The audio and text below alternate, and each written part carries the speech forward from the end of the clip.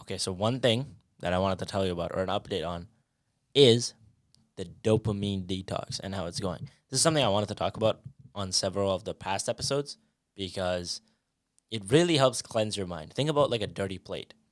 Obviously, you need to wash a dirty plate. Think about your mind in the same way. You put so much stuff into your brain every single day. So imagine piling on a bunch of food onto this plate. Now, if you never cleaned it, that would probably be the most disgusting plate ever, right? So if you think about how much content we consume, how much thoughts we have you ever thought about detaching yourself from that for a minute and just living life again naturally? So for those of you that don't know what a dopamine detox is, essentially you cut off all screen time for yourself for a set number of days and let your mind reset to where it normally would be without electronics. And the reason why it's called a dopamine detox is because technology makes you happy to an extent. That's why you enjoy playing games, why you enjoy watching TV or Netflix or scrolling on social media. All of this stuff makes you happy. It provides you with dopamine. But the way we were created was to be happy off of achieving something. So when you remove the achievement, but you still feed your brain the dopamine, then you begin to fry your brain. So school becomes harder, working for money becomes harder, or really trying to achieve anything that isn't related to a screen and relaxing is no longer entertaining or it doesn't feel satisfying. But now, over the past few days that I've managed to cleanse my brain, I noticed many things, but one of them was that my day feels so much longer.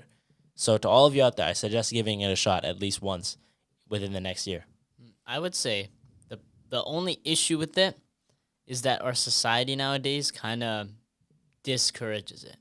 And that's because we're so reliant on technology nowadays. Like in our day-to-day life, we are so reliant on it. For example, yesterday, I had to go to school to rewrite a test. We don't talk about it, but I called you, I texted you, and oh wait, I guess you were asleep, weren't you? I was sleeping yesterday. Okay, yes. you know what? Actually, disregard that point. But I think that a lot of our society is now run on technology. Like you need to call into work, you got to use your phone, or maybe your boss has to text you about something or something for school. Your teacher has to message you for an assignment or something, or you have to do an assignment on a screen. The whole world is pushing you towards using screens. Maybe this could be a bigger conspiracy theory about them trying to get us to rely on screens for dopamine. But I'd say in today's world, that's why it's so difficult, is because you're just so attached to it because a lot of people need it, but then they divert to the things that they want. That's exactly why. Because think about it this way. The other day I was trying to design a thumbnail, so I opened my phone and then I went on Instagram to respond to a message, and then 10 minutes later, boom, I'm on Reels scrolling. It's unintentional. You just get sucked in. But the point is, if you use it for solely what its purpose is, it's doable. Like, I'm not saying I don't use my phone at all. It's not like I locked it in a box and threw it in my closet. No, I still use it to post the TikToks and the YouTube videos and do my work that I need to get done and make the calls that I need to make. But the important thing is to not be caught up in what's not important, in what's completely wasting your time. You need to That's learn the self-control aspect exactly of doing what you need to do and kind of withholding yourself from doing what you want to do. Or the better thing is to make what you need to do what you want to do. Instead of thinking, I have to do my homework, enjoy it, which to most people sounds like such a foreign concept. Like, enjoy my homework. Homework is bad. And it goes back to the idea that we all put labels on things and we have preconceived notions about certain activities. For example, homework. Everybody says homework sucks, homework is terrible. Maybe it is, but to be fair, your whole life you're looking at it as a horrible thing. But imagine if you didn't. What if instead you thought, hey, I'm just making it easier for my future self? I'm bettering my life. I'm making my life easier. Because, like, in the end, that's what humans have always done. Why do you think we invented all these crazy machines?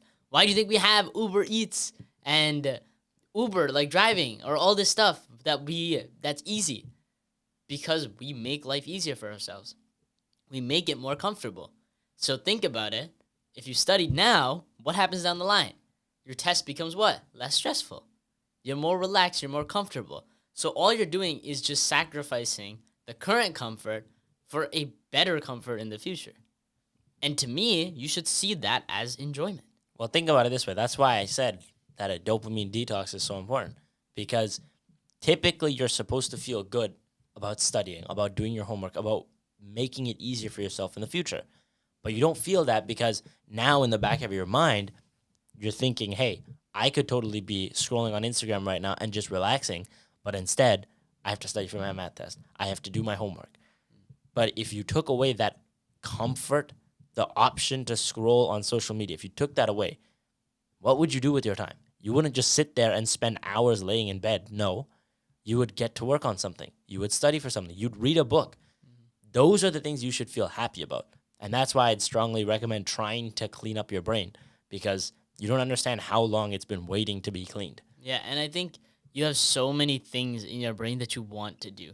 It's just, it's like this one need or this one want that is overpowering everything else. Like imagine if there's a new skill that you really wanted to learn, but then you got caught up scrolling and you just moved past it. Like for example, with the algorithms, sometimes you'll come across something and then like, for example, let's say it's playing the guitar and you see all these videos about playing the guitar. You're like, man, maybe I want to play the guitar.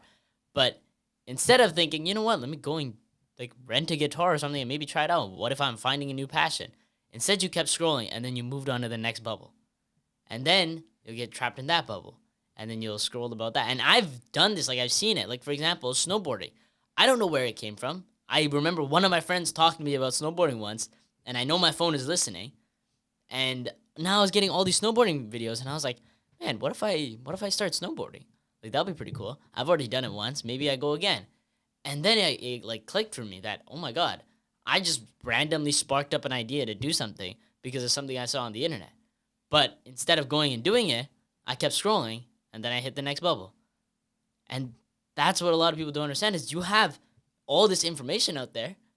If you took a step away from the phone and just did it in real life, think about how sick that would be. It's so funny. It's so funny. Because as you grow older, you begin to realize more and more that your mom was always right. Mm. It really is that damn phone. Yeah, it is. Think about it. It's really funny. The root of your problems nowadays often comes from this little brick that we call a phone, right? And growing up as a kid, when your mom was like, put down the damn game, blah, blah, blah, blah, blah, it's bad for you. You would obviously think, oh, she's crazy. She doesn't understand. Gaming is fun. My phone is fun. It's not ruining my life. It allows me to talk to my friends. But then as you grow older, you begin to realize maybe it is the damn phone. Maybe I need to put this down and get out, touch some grass, go snowboarding, learn how to play the guitar, try something new. It's funny to me because I think every person that has played video games, I know it. They have always come to the same conclusion of, oh, video games isn't that bad. It helps with your hand-eye coordination. You get to talk to people. And that's true. That's true. But what if, instead, you just went outside and talked to somebody in real life? Crazy idea. Crazy. But, again, it's weird now that you bring it up to think that this whole time your parents were always right. They always told you this. They lived that life, and they knew it. And the phone is probably the greatest and worst thing. Okay, actually, maybe not the worst thing that's been invented. I'd say nuclear bombs are pretty bad too. Okay, all right. But phones are they can be very bad for you sometimes. Actually, if you want to talk about, okay, maybe it's a bit extreme, yes, but if you think about the slow deterioration of generations of their attention span, their enjoyment of life, look at today's society. How many people are upset with their lives when in reality they live a pretty good life? For example, kids your age and kids my age, we all live, not all of us, but for the most part, we live pretty decent lives. Most of us have a roof over our head. Most of us have family around us that loves us. And yet, a lot of us still like to say, I'm suffering from anxiety. I'm suffering from depression. Bro, what is there to be anxious about? What is there to be depressed about? Because, yeah, you're going to have problems, but that's life. And I think it's also, don't label yourself as I am that kind of a person. Instead, label yourself in a good way. Because, again, throw back to, I think it was episode either 3 or 4, we talked about the projector, where what you see in the mirror is just what's in your mind. It's just a reflection. So if you constantly label yourself as I am depressed, I am anxious, then what you're going to see is a depressed and anxious person. Instead, say, I feel anxious. I feel depressed. These are emotions. not states of mind. But what is a state of mind? Happiness. Happiness is different. And I think it's, maybe you'll think, okay, they're all emotions. It's the same thing. And maybe it is. But in your mind, in this reality, you have the ability to dictate what is what. So instead of letting happiness be the emotion that comes and goes, let the negative emotions be the ones that come and go. Sadness or Exactly, anxiety. sadness. Let the depression hit you, because that's reality. That's life. We're going to suffer. We're going to feel depressed. But let it go too. Don't hold on to it and say, I am going to feel depressed because there's nothing I can do about it.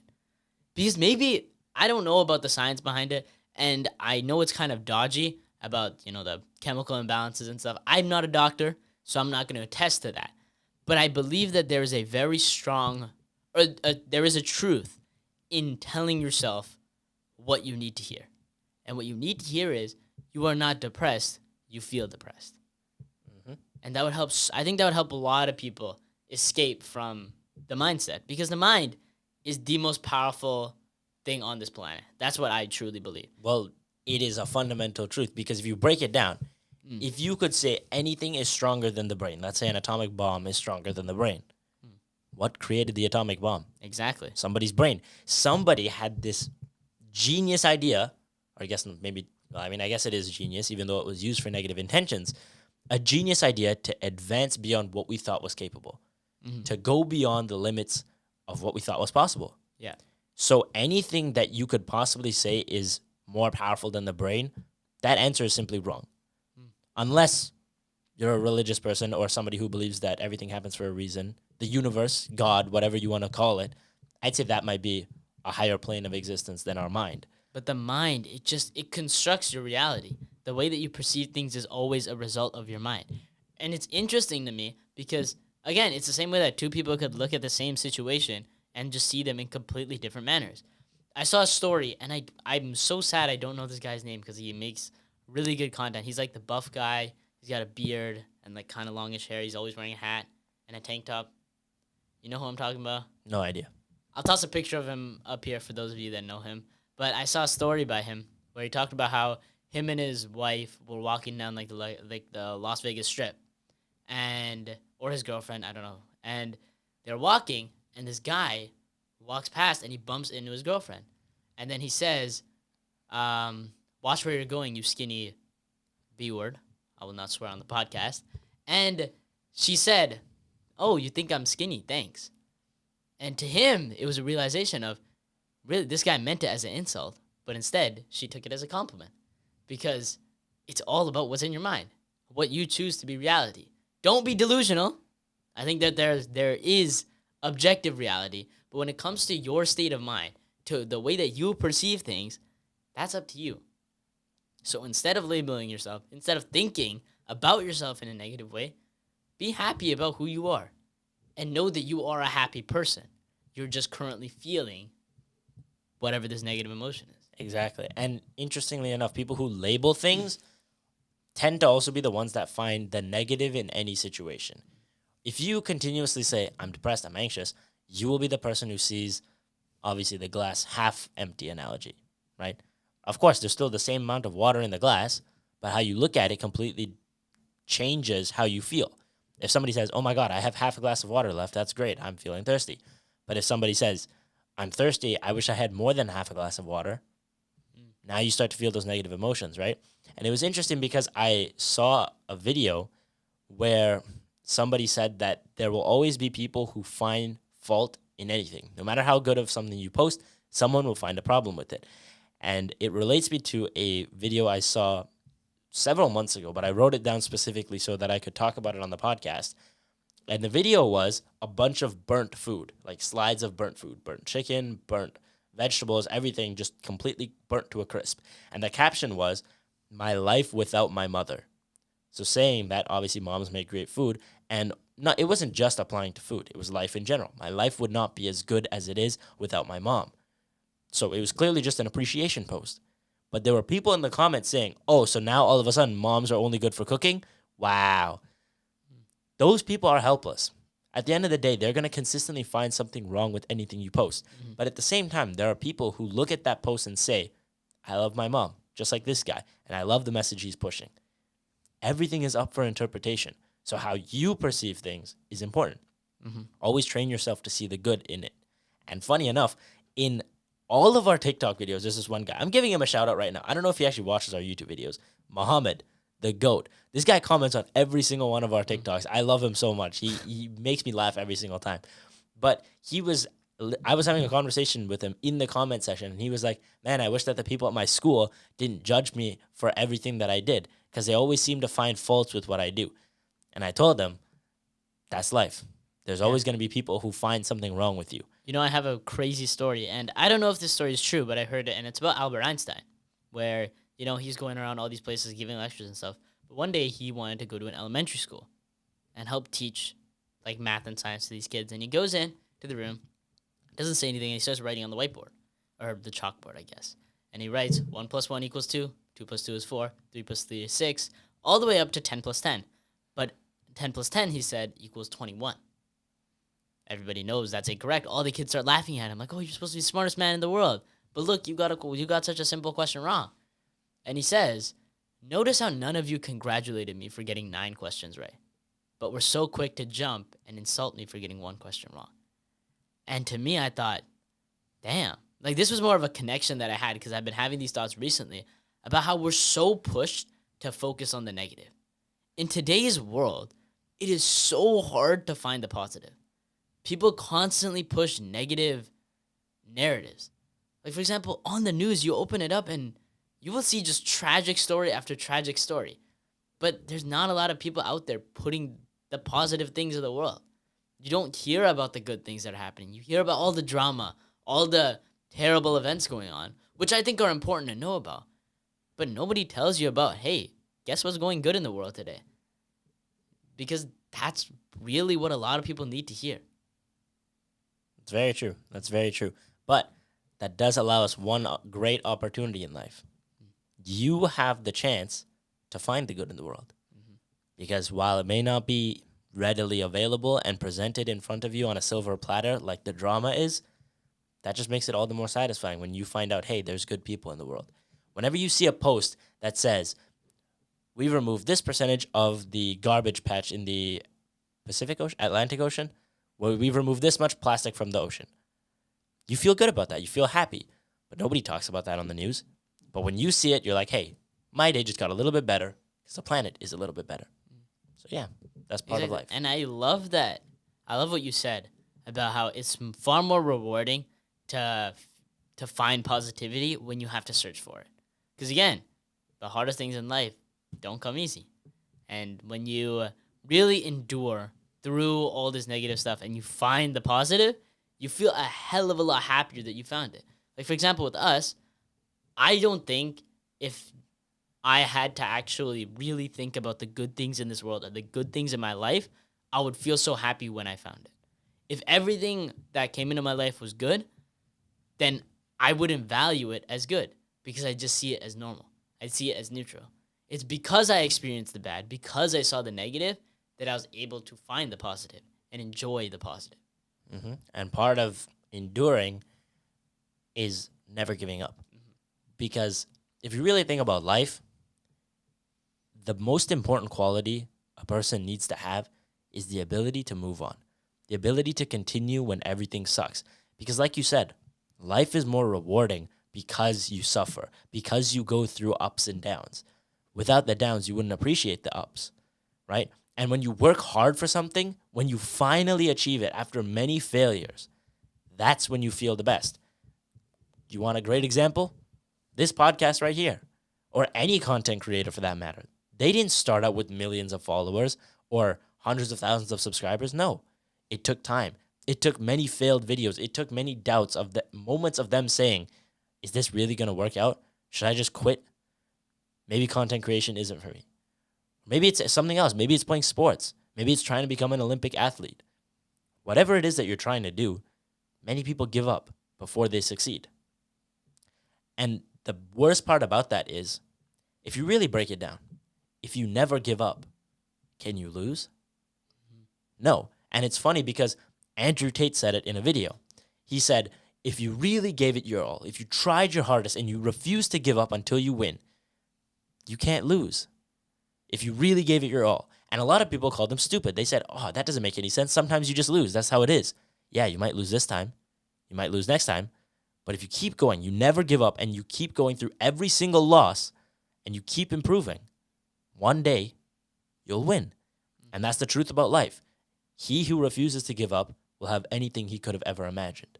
And I think that a lot of people misunderstand that maybe you have a goal. Maybe you want to make $1 million, and maybe you work your whole life to get $1 million and you never hit it. But if you worked your whole life as hard as you could, you put in your 100% effort, even if you didn't reach the goal, I believe that is success because you lived up to what you were meant to do. To give it your all is to do what you were supposed to do. We were built to give it our all. We weren't built to give up. So when you have a goal, you should push forward to reach it. But don't believe that just because you didn't reach it means that you failed. If you truly gave it your all, that's what matters. And I'm going to tell this through a story of my own life, which I'm very happy to share. And I'm not entirely sure if I've said this before on the podcast, but it's about when I was in Taekwondo and I was doing a tournament. And the previous year we did the tournament, we both got gold medals. And I was so happy that year. The next year I go back and I do my routine. I do everything. But I get second place. Somebody else beat me out. And I remember holding that silver medal, sitting down in the hallway and crying because I was so sad. And I thought I failed because I didn't get first place, because I wasn't the best, because that's what I thought I had to be. And then my master, shout out Master Romeo, he'll probably never see this, but he walked down in the hallway and he sat down next to me and he asked me, he's like, why are you crying? And I was like, because I failed. I didn't get first place. I didn't do what I was supposed to do. And then he asked me, he said, did you give it your all? And I said, yeah, I did everything I could. I tried my best. And he said, that's all that matters. It doesn't matter whether you succeed or not. What matters is if you gave it your all. And of course, now any person my age would be like, okay, that's obvious advice, whatever. But to the kid version of me, that was such a shocking revelation. And it really jump-started my brain into thinking that it's not about getting the goal. It's about working as hard as you can to get there. It's not about the destination. It's about the journey. The lifelong adage. It's a very, very important point. And I had a perfect story to sum this up. So, we all know Giannis Antetokounmpo. Great NBA player. He was sat down, and there was an interviewer who asked him a question. He said, because you didn't continue your playoff run, because you guys got knocked out of playoffs, do you consider this season a failure? And Giannis got very mad when he said that, because this same reporter asked him the question last year as well. And Giannis looked at him very angry and said, okay, when you go to work every year, if you don't get a promotion this year, does that mean it's a failure? No, you put food on the table. You put a roof above your family's heads, right? That's not a failure. Michael Jordan played 15 seasons in the NBA. He only won 6 championships. Does that mean the other 9 seasons were a failure? No, of course not. Failure is simply a stepping stone to success. So when you don't win, it just means you're getting better. You're working towards a goal. And I thought that story was very motivational and inspirational when I saw it the first time. Because it's true. Some people crumble and fall after they mess up the first time. But you're not going to win every single season. You're not going to succeed at every task you try. But he who tries is much better than he who doesn't. Because at the end of the day, if you try and fail, you learn something. You move towards something better. But if you say, hey, I don't want to mess up. I don't want to fail. So I'm not going to do it. Then what's the point? You're stuck in the same position. At least this guy decided to jump. Maybe he fell in the water. But then what? He'll swim back to shore and then find another way to jump onto that rock next. And he'll try it over and over again until one day he gets it. And then he'll continue to move on to the next rock. That's life. Part of life is failing. Because without failure, you don't grow. And it's uncomfortable to fail. Nobody wants to fail. Why would you want to lose at something? But think about a crab, okay? Crabs and lobsters, how do they grow? They have to shed their current shell and pop out of it, right? They have to shed, or molt, that's the word. They have to molt. That must be a very uncomfortable process. Imagine losing your outer shell, the skin around you. That probably hurts. But that's what they have to do to grow, to get that new shell and become better. So growth is uncomfortable. because it requires to lose part of something that you had before. But that's life. Otherwise, you'll never get better. And I think, yeah, leaving the comfort zone is the hardest part about progress. And there's a quote, I gotta pull it up on my phone because I don't remember it, but it says, okay, you cannot wish for both a strong character and an easy life. The price of each is the other. If you want an easy life, you can't have a strong character. And if you want a strong character, you can't have an easy life. Pain, failure, criticism are prerequisites for success. It's a quote from a Prince EA video. Damn. Again, I feel like I've been referencing him so much, but the truth is you have to fail. And there's another quote that says that the master has failed more times than the beginner has ever tried. And failure is the only way to truly master something. To truly become successful, you have to fail. Nobody became truly successful without failure. Failure is what teaches you. It's like, for example, kids that go through school, like I'd say elementary school, very easily.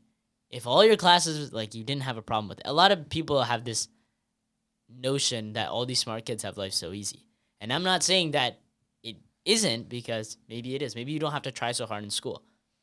But when you get into the real world and you're so used to everything being easy, everything having no struggles, no failures, the second you hit your first wall, you break down because you didn't have to overcome anything. You didn't build yourself up. Think about like being in the gym. Imagine if somebody goes through their whole life without ever needing to lift a weight, move an obstacle out of the way. They're going to be a very weak person. And then one day they're going to come across this towering wall and they're like, how the hell am I supposed to overcome this? But the guy that had to first move the little baby rock out of the way, and then maybe push another obstacle out of the way, another obstacle out of the way. Sure, it's an arduous process. It's difficult.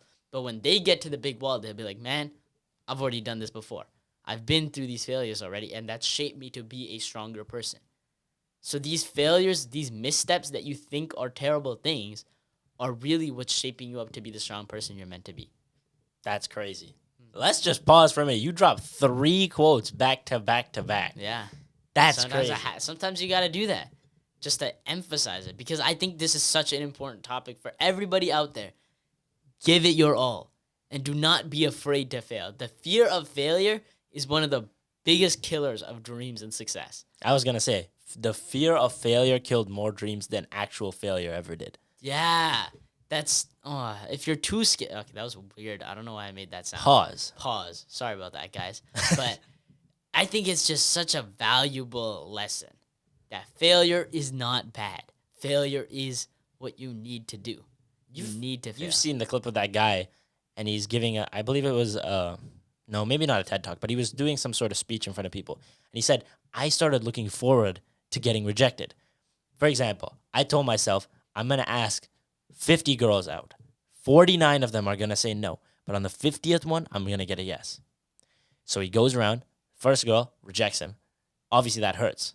The first time you get rejected, it sucks. Then he moves on to the second one. Rejection again. Third, rejection. Now he's getting used to getting rejected. Now he starts to look forward to getting the no. Why? Because one more no means he's closer to that 50th yes. So as you continue to fail, understand that you're moving towards success. And everyone's seen this, or at least I hope everyone's seen this, but I'll say it for those that haven't.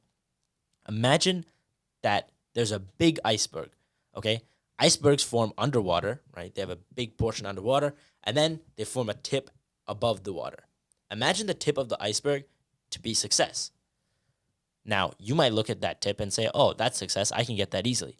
But if you look underneath the water, that massive amount of ice that had to build up to get above the water, if you look under there, you'll see failure. You'll see a lack of discipline, a lack of determination, constantly giving up, inconsistencies. You have to surmount all of those difficulties to reach that tiny tip of the iceberg that's above the water. When you see a successful person, they had to overcome those. And the same thing you'll have to overcome as well. You have to get over those things to reach the tip of the iceberg of success. So don't think that it's linear where you work, you succeed, you work, you succeed. No. It's going to be a lot of work, and then all of a sudden, you succeed. That's life. That's part of it. You got to learn to work without expecting it to work out right away. Yeah. It's part of life. Yeah, it's the quote of, yeah, if you want to be able to buy something without looking at the price, you have to be able to work without looking at the clock. Now, I would change that analogy from buying something without looking at the price tag to some other form of success. Because I don't think that just materialistic success is important. Like, for example, with what we talk about a lot is emotional success. Is being a happy person, is believing that maybe things aren't going right now, but I'm not going to break down and give up. I'm going to stay strong. I'm going to keep moving forward. I'm going to continue to look for the positive things in life. Because which I think happens to a lot of people, this is why I feel like there's been a surge of people that have been depressed and anxious, is because when they came across these challenges, they were too afraid to try to overcome them. They gave up when those challenges came by. When those hard experiences of life came by, they crumbled because they were scared. And that's okay. That's life. You're not always going to be able to pass every single obstacle, but you're going to fail. The important thing is to learn from your failure. What happened last time? How can I fix it this time? If you think about it, failure motivates you and pushes you to be better. There's always a saying, you can't end the gaming night on a loss. You have to win, right? You can't leave the basketball court without making it. Can't end on a miss, right? Yeah, you got to end on a make. Got to end on a make. Yeah. So life is the same way. As you continue to fail, if you're somebody who gives up, you'll walk away from the court before you hit that shot. But if you're someone who refuses to give up, who says, nah, I can't leave the court until I hit that shot, got to end on a make, then you become a successful person because you refuse to give up. And every time you miss the shot, you brick it, you completely airball it, it pushes you to be better, to train your form, to get better at basketball as a whole. Exactly. So life is the same way. If you are someone who's runs from failure or decides, hey, the second I miss a shot, I'm just going to walk away, you'll never get better because you'll never put in the hours to practice and improve your shot so that, hey, when it's time to leave the court, I hit my shot, I walk out. If you don't practice, you won't improve. And that's life. You know what's really interesting is I actually wanted to go back to your analogy about the guy who was asking people out. And I like the thought of each failure is one step closer to like your end goal. That if you don't fail, think about the way like, you know, he moved forward and then he kind of gets stopped. He doesn't get to his goal. But keep taking one step at a time and you get closer and closer to that goal. So if you didn't try, you don't move anywhere. But if you, like, it's like 2 steps forward, 1 step back. But maybe you want to get to this end goal and you take 2 steps forward, you fail, you move back. But imagine if you didn't, guess what? You move 0 steps as opposed to moving somewhere. Yeah. You move somewhere. That's the important thing. Yeah, exactly. It doesn't matter that you walked. See, so many people, this is exactly what I was going to say. 2 steps forward, 1 step back. So many people focus on the 1 step back. They don't focus on the fact that you walked 2 steps forward. You took a shot at something new. You tried something. So what if you failed? You fell back a little bit. You fell back 1 step. But guess what? You netted a positive. Your net movement is a positive. You move forward a step.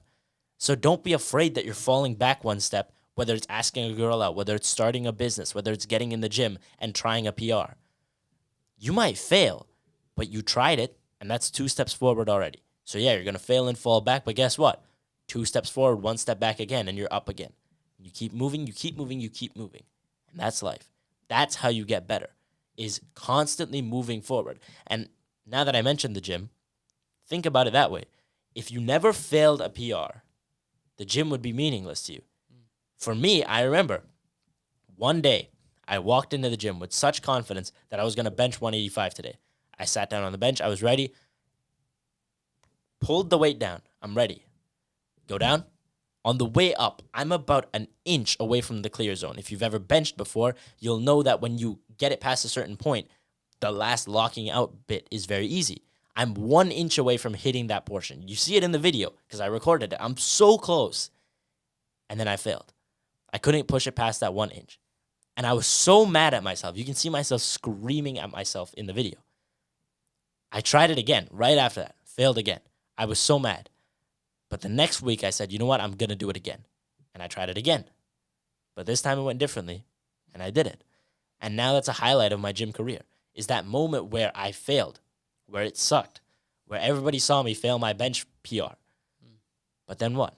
The next week I came back. I took the 2 steps forward, and now I'm in a better place. So if you're afraid to step under that bar, no matter how challenging it might be, you'll never progress, because progress is characterized by failure. It's characterized by messing up, by not being able to push the weight. At some point, you're going to reach a barrier. You're going to reach something that you can't do.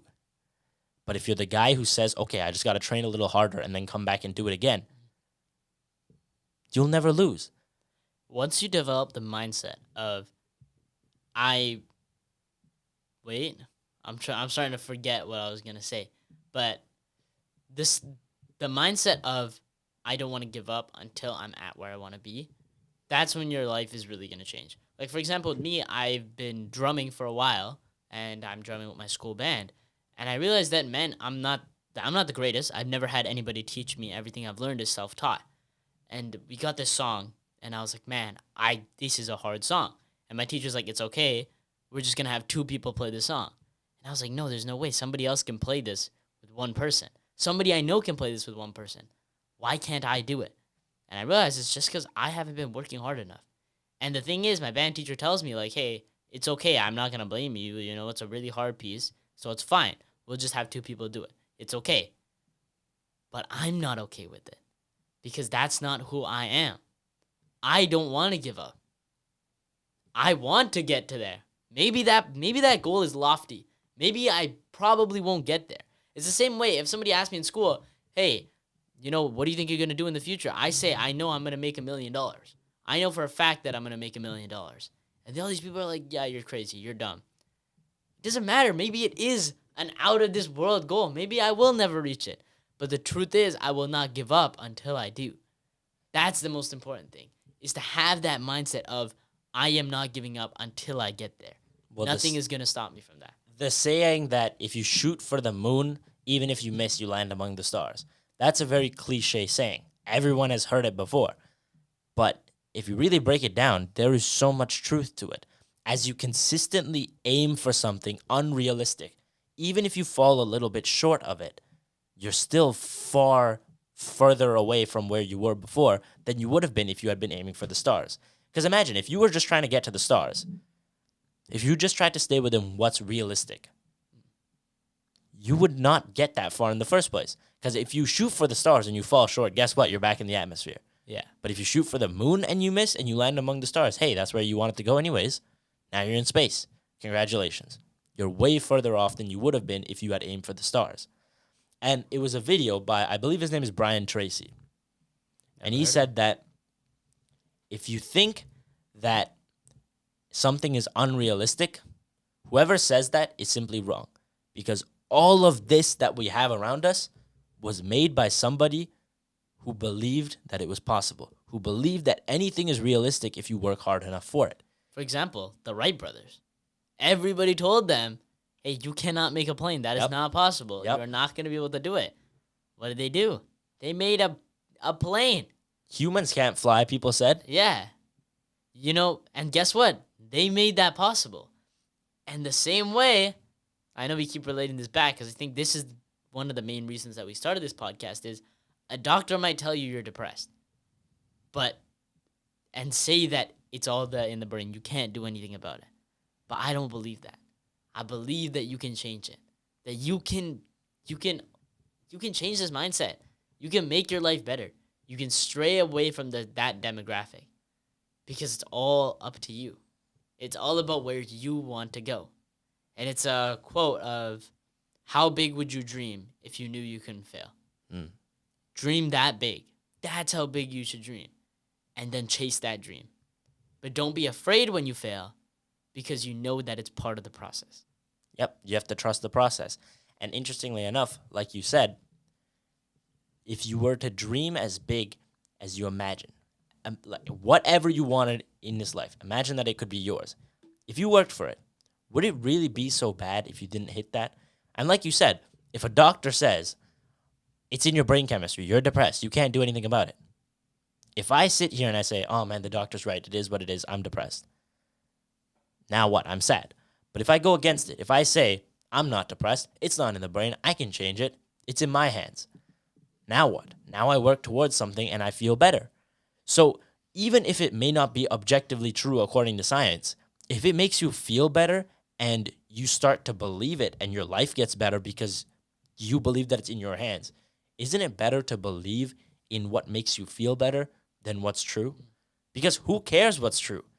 In terms of that specific example, if they say you're depressed and you say, no, I'm not, I just feel a little bit sad right now, I can get through this. Pick the avenue that's going to give you success. Exactly. You wouldn't sit here and try and learn how to fly from a fisherman. That doesn't make any sense. You wouldn't learn how to build a plane from them. No. So if you think, okay, rather than trying to learn from a fisherman, why don't I go out and just try and build one myself and see how it works?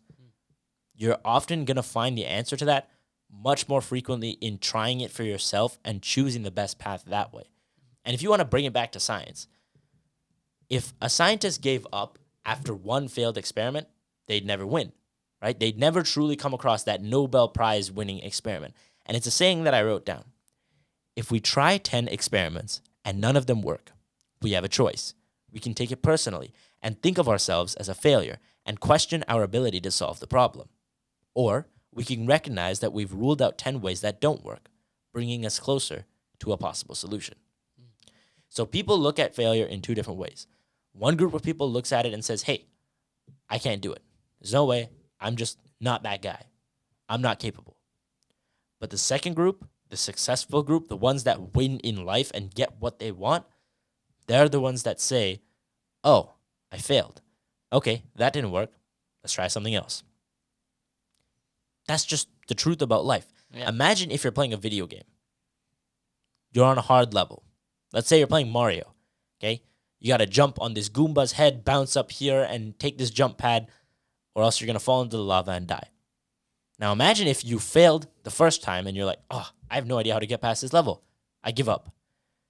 I guarantee you majority of people who give up in everyday scenarios did not give up on that difficult Mario level. They probably sat there for hours trying to figure out, man, how do I jump here to get to here? And they kept trying until they got it. Because in a video game, there's no consequences. You're not losing. Oh, wow. And that goes back to the how big would you dream if you knew you couldn't fail? Because those failures in the video game, it doesn't matter. Because you can die over and over. And you're not scared. Because you know that in the end, it's going to be all right. But in life, people get scared because they think they've lost everything when they fail. But you haven't. You might have lost a little bit of time, but you learned something. Yeah. So don't give up. Don't be afraid to lose because losing is part of it. You just got to overcome your fear of it and keep jumping until you find the path that works. Exactly. And the truth is that knowledge is invaluable. Because the people that have experienced the most amount of life, the people that tried everything, are the people that are the most successful. Because they went out there and they tried every avenue and found what worked. They didn't narrow it down. They didn't give themselves one stream. No, they opened it up. They became broad and they let themselves fail. Because that's the most important thing, is to let these bad things happen to you. Because those are what shape you up to be the person you're meant to be. You want to know something crazy I just thought about when you said that? What? The knowledge is invaluable. Yeah. I just thought about this clip. Rewind almost how I know many, exactly 7 or- which clip you're talking about because I was thinking about it too. Here in my garage, just bought this new New Lamborghini. But you know what's cooler than that? Knowledge. Oh my Dude, God. I swear to you on my life, I was thinking about that before. Like I was literally, as I thought that, I had the clip of him in his garage. He's holding the camera like this, and then the Lamborghini's behind him, and he's got the books. And I was like, dude, I saw it in my brain. It's crazy. To those of you that didn't know or don't know that reference, his name is Ty Lopez. You can look him up on. I had no idea what his name was. I did. I remembered it from all those Really? years. But that was, at the time, we all thought it was funny. Yeah. It was a meme. Here in my garage, just got this new Lamborghini. But guess what? Knowledge is better. We all thought it was funny. But he's right. He's so right. At the end of the day, yeah, these materialistic things are cool. But the knowledge to continue going, the knowledge to overcome obstacles, I believe that's much more valuable. That's much more fulfilling in life. And another thing is, giving up is multifaceted. There are many different realms that you could look at giving up from. Academics, athletics, gaming, socializing, whatever it is. There are many different aspects of each person. You have different hobbies. You don't just go to school and that's your life. No, you go to school, you play the drums, you play hockey, let's say. So if you give up in any one of those, you're giving up on yourself. You want to know a movie that perfectly characterizes not giving up on any front? Coach Carter. Yeah. One of the greatest movies I've ever watched. He says to his players, look, I don't care if you can drop 30 points on the court every single game. You need to be doing good in school too, or else you're not on the team. It's that simple. And there are many stories of people in real life who lost scholarships or lost the opportunity to play basketball because their grades weren't good enough.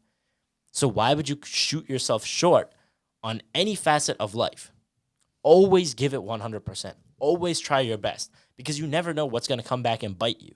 At the end of the day, if you were to give it your all no matter what on anything, whether it's school, sports, or any social activity, whatever it is, if you give it your all, you can't fail. And that is a fundamental truth of life. Yeah, exactly. Because what really is failure?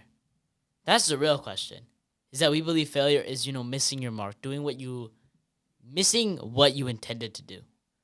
But again, even if you run, maybe you wanna run this is just an example. Let's say you want to run a 10-kilometer distance. That's your goal. That's your goal. 10-kilometer distance. Let's say you run 5 and you stop because that's all you could do. Again, is that failure? And I want to carry this running analogy to the guy who completely just tells you that failure isn't real, Mr. David Goggins. He knows that failure is the most important thing in life because this guy has failed so much more than almost any other person I've ever read about. And I urge you all to read his book, Can't Hurt Me, because it really illustrates that factor of never give up and that failure is okay because failure is what fixes you. And the thing is, a lot of people take the it's okay to fail and merge it together with it's okay to give up. But that's not true because they're two separate things. To fail is to learn, but to give up is to lose. To sell yourself short. Damn. To throw it all away. That's what giving up is. And I don't think that should ever be an option for anybody. Giving up is just not the way that you should do it. Because if you gave it your all, then does it really matter what the outcome is? That's what Master Romeo taught me. That it's not about what you get, it's about what you gave. That's the most important thing. I think the thing that scares me the most is some people believe that because of failure in any aspect, life isn't worth living. The people that give up on life, the people that don't want to go on living anymore, those people scare me the most because you haven't gotten to the good part of life. Why would you stop yourself at a low point of your life, right? If you were a millionaire, would you end your own life? No. So then why would you stop yourself before you get to that point? Now imagine if your life is a series of ups and downs, like a wave or an EKG machine. If you reach the bottom of a wave, would you end it there before you could go back up and hit the next high? No, of course not. It doesn't make any sense. So to anyone out there who contemplates, hey, my life sucks, I want this to be over, I'm going to give up. Don't do it because you don't know what's on the other side. There's always that saying, just give me one more day. Yeah. Just give me one more day. If you feel like it, if you feel like you want to give up, just give me one more day. That saying is so powerful because it's true. Every day that you continue to move on, you move towards something better. So I'm going to have a heart-to-heart with you for one moment. You're going through something. It might be tough. It might suck. Everything might be falling apart around you. But you have to promise me that you'll never give up. Because if you cut yourself off at the low point of your life, at the bottom of the wave, you'll never get to reach it to the top or the crest or the peak moment of your life that you worked so hard for, no matter how many years you lived for. To give up is to lose. And remember, you can't lose if you never give up. And also it circles back to this quote that I love, and I think I've said it before, and it's that in the end it's going to be all right. And if it's not all right, it's not the end. Love it. Absolutely love it. And I guess we can end it on that. So, last thing before we end the episode It's time for quote of the week, ladies and gentlemen. That's the first time I said it this Hey, episode. only one, ladies What? and gentlemen. Let's go. That is pretty crazy. Let's go. Okay. So, the quote for today's episode. Success is not final. Failure is not fatal. It's the courage to continue that counts. Winston Churchill. Definitely put the W in Winston. But Very true, very true. But yeah, before we leave you guys, like I said before, life gets tough. Everyone goes through things. Failure is natural. But if you never give up, if you always continue walking forward, no matter how many steps you take backwards, I promise you, one day you will reach a better place. to end this episode off, I'd like to let you guys know that don't worry, because in the end, it's going to be all right. Thank you guys so much for tuning in to episode number 10 of the Brighter Horizons podcast. Double digits, baby. Yeah, Let's double go. digits. I'm very happy that we made it here. Thank you guys so much for sticking with us this whole time. And I really hope that you go out there and you don't give up and you give it your all. Thank you guys so much. Make sure you live a positive life, y'all. Peace out.